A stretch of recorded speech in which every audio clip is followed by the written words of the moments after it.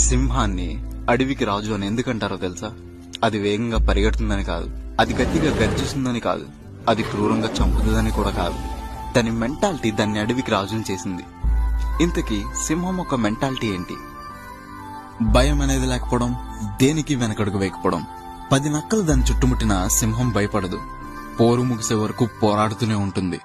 Maybe నిన్ను నక్కలు చుట్టుముట్టు ఉండకపోవచ్చు, కానీ కష్టాలు నిన్ను చుట్టుముట్టుంటాయి. నువ్వు ఒక సింహానివి.